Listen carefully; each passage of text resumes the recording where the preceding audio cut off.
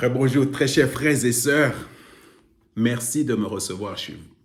En fait, aujourd'hui, je voulais partager avec vous sur ce que la parole de Dieu va faire pour vous.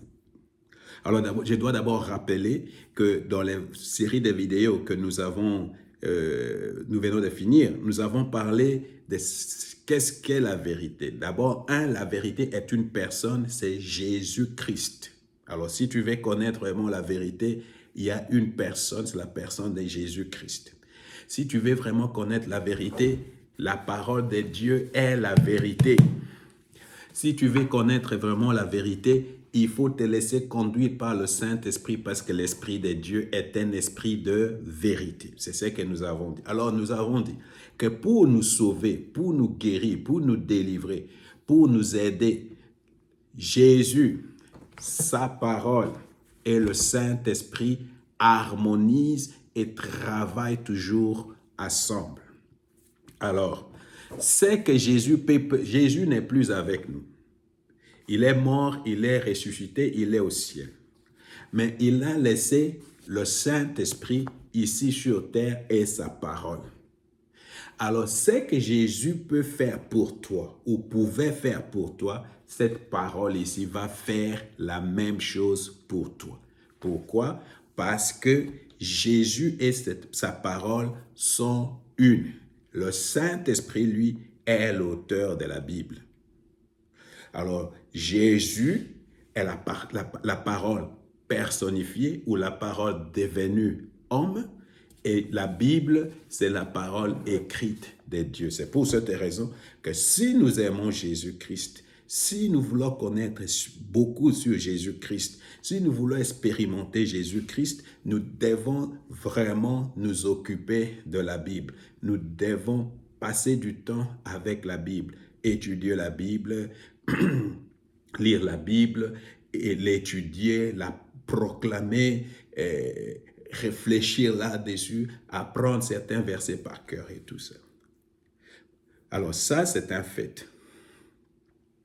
Maintenant, moi personnellement, je ne connaissais pas que la Bible est un livre sacré ou que ça pouvait faire quelque chose dans ma vie. Pourquoi? Parce que à partir de l'an 15 de ma vie, je suis devenu athéiste.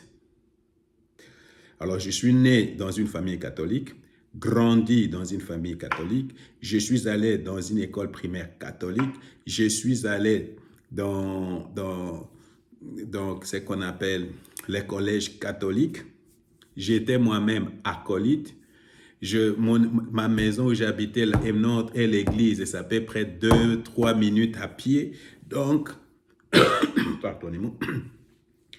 Donc, je suis né, mais je ne connaissais pas ce qu'est la Bible. Alors, ma première expérience avec la Bible, c'est à cause du fait que j'avais un problème d'insomnie. Je ne pouvais pas dormir la nuit. Alors, il s'est arrivé que chaque fois, je pouvais tout lire. Mais la nuit, si je prends la Bible et je l'ouvre, tout à coup, je m'endors. Alors, il s'est passé que la Bible, pendant que je m'endors, la Bible était toujours sur ma poitrine. Je dormais avec la Bible, pratiquement. Mais je ne lisais même pas assez dedans. Je cherchais juste à lire, tout simplement comme ça. Alors, non pas seulement j'avais des problèmes d'insécurité, j'avais des problèmes de masturbation, j'avais des problèmes, un sentiment, un complexe d'infériorité terrible. Mais quand je suis devenu chrétien et j'ai commencé à lire dans la Bible, le Seigneur m'a complètement libéré de toutes ces choses. Aujourd'hui, je dors comme un bébé. Aujourd'hui, je n'ai pas de problème de masturbation. Aujourd'hui, je n'ai pas de problème de complexe d'infériorité. Tout ça, Jésus a changé. Comment il a fait? Il a fait par rapport à sa parole. Alors, il y a beaucoup de gens qui vont dire, comment le frère Raphaël dit qu'il y a des problèmes de masturbation. Beaucoup d'entre vous ont ces problèmes. Beaucoup ont des problèmes de complexe d'infériorité. Beaucoup, peut-être c'est pas, mais je ne sais pas quel est ton problème. Mais une chose est vraie. Je ne pensais même pas que moi, Raphaël, comme je suis là, je vais avoir une femme unique et des enfants et les aimer. Je ne savais même pas comment ça allait se passer. Mais tout cela c'est bien et ça fonctionne aujourd'hui tout simplement à cause de la parole. C'est pourquoi je sais que ça fonctionne. Alors, je suis convaincu que beaucoup d'entre vous ont fait déjà cette expérience. Dans la série que nous voulons vraiment partager avec vous, nous voulons partager sur ce que la parole de Dieu peut faire pour toi personnellement.